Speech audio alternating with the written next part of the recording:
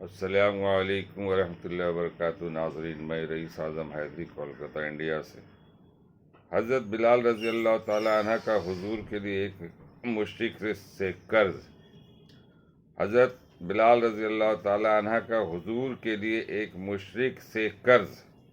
حضرت بلال رضی اللہ تعالیٰ عنہ سے ایک صاحب نے پوچھا کہ حضور اقدس صلی اللہ علیہ وسلم کے اخراجات کی کیا صورت ہوتی تھی۔ حضرت بلال رضی اللہ تعالیٰ عنہ نے فرمایا کہ حضور صلی اللہ علیہ وسلم کے پاس کچھ جمع تو رہتا ہی نہیں تھا۔ یہ خدمت میرے سپرد تھی کہ جس کی صورت یہ تھی کہ کوئی مسلمان بھوکا آتا تو حضور اقدس صلی اللہ علیہ وسلم مجھے ارشاد فرما دیتے، میں کہیں سے قرض لے کر اس کو کھانا کھلا دیتا۔ کوئی ننگا آتا تو مجھے ارشاد فرما دیتے، میں کسی سے قرض لے کر اس کو کپڑا بنا دیتا۔ یہ صورت ہوتی رہتی تھی۔ ایک مرتبہ ایک مشرک مجھے ملا، اس نے مجھ سے کہا کہ مجھے وسعت اور ثروت حاصل ہے، تو کسی سے قرض نہ لیا کر، جب ضرورت ہوا کرے مجھ ہی سے قرض لیا کر۔ میں نے کہا اس سے بہتر کیا ہوگا، اس سے قرض لینا شروع کر دیا۔ جب ارشاد عالی ہوتا اس سے قرض لے آیا کرتا اور ارشاد والا کی تعمیل کر دیتا۔ ایک مرتبہ میں وضو کر کے اذان کہنے کے لیے کھڑا ہی تھا کہ وہی مشرک ایک جماعت کے ساتھ آیا اور کہنے لگا، وہ حبشی۔ میں ادھر متوجہ ہوا تو ایک دم بے تحاشا گالیاں دینے لگا اور برا بھلا جو منہ میں آیا کہا، اور کہنے لگا کہ مہینہ ختم ہونے میں کتنے دن باقی ہے۔ میں نے کہا قریب ختم کے ہے۔ کہنے لگا کہ 4 دن باقی ہے۔ اگر مہینہ کے ختم تک میرا سب قرضہ ادا نہ کیا تو تجھے اپنے قرضہ میں غلام بناؤں گا، اور اسی طرح بکریاں چراتا پھرے گا جیسا پہلے تھا۔ یہ کہہ کر چلا گیا۔ مجھ پر دن بھر جو گزرنا چاہیے تھا وہی گزرا۔ تمام دن رنج و صدمہ سوار رہا، اور عشاء کی نماز کے بعد حضور صلی اللہ علیہ وسلم کی خدمت میں تنہائی میں حاضر ہوا اور سارا قصہ سنایا، اور عرض کیا، یا رسول اللہ، نہ آپ کے پاس اس وقت ادا کرنے کی فوری انتظام ہے اور نہ کھڑے کھڑے میں کوئی انتظام کر سکتا ہوں۔ وہ ذلیل کرے گا، اس لیے اگر اجازت ہو تو اتنے قرض اترنے کا انتظام ہو، میں کہیں روپوش ہو جاؤں۔ جب آپ کے پاس کہیں سے کچھ آ جائے گا میں حاضر ہو جاؤں گا۔ یہ عرض کر کے میں گھر آیا، تلوار لی، ڈھال اٹھائی، جوتا اٹھایا، یہی سامان سفر تھا، اور صبح ہونے کا انتظار کرتا رہا کہ صبح کے قریب کہیں چلا جاؤں گا۔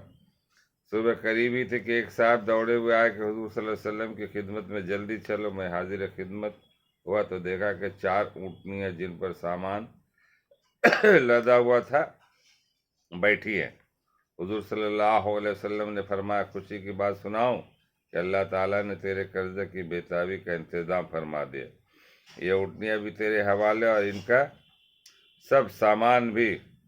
بدک کے رئیس نے یہ نذرانہ مجھے بھیجا۔ میں نے اللہ کا شکر ادا کیا اور خوشی خوشی ان کو لے کر گیا اور سارا قرض ادا کر کے واپس آیا۔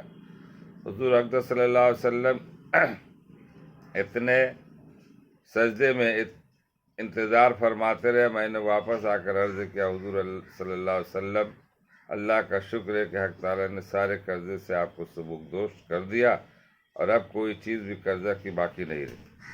حضور صلی اللہ علیہ وسلم نے دریافت فرمایا کہ سامان میں سے کچھ باقی ہے؟ میں نے عرض کیا، جی ہاں، کچھ باقی۔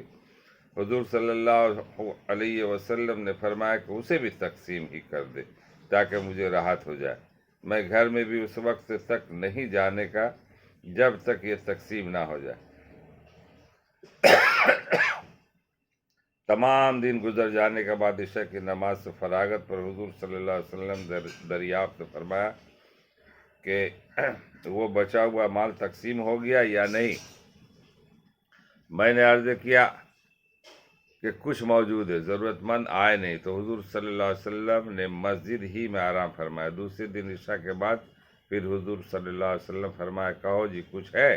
میں نے عرض کیا، اللہ جل شانہ نے آپ کو راحت عطا فرمائے کہ وہ سب نمٹ گیا۔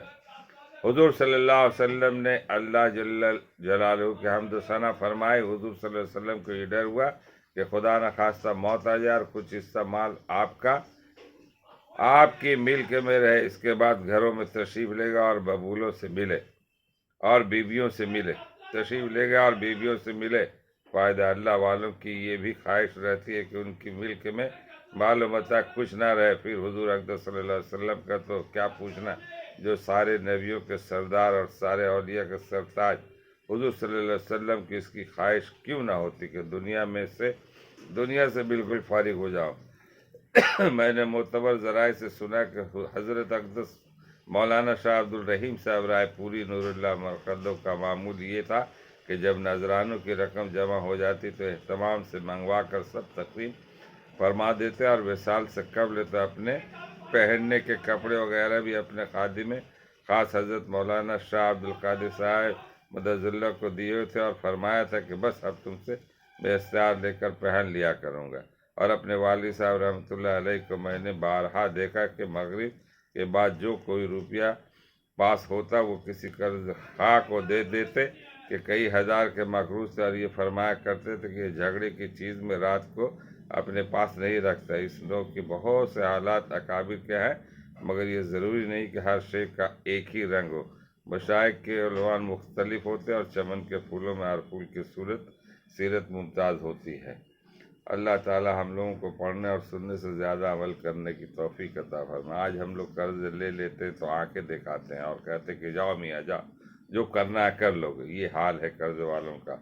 اب پہلے کے اکابرین کا حال یہ دیکھیے، حضور صلی اللہ علیہ وسلم کی زندگی کو اٹھا کے دیکھیے، وہ قرض جو بھی مال غنیمت میں آتے تو وہ لوگ سب کو تقسیم کر دیتے تھے اور قرض لیتے تھے، قرض کی ادائیگی کے لیے کتنے پریشان رہتے تھے۔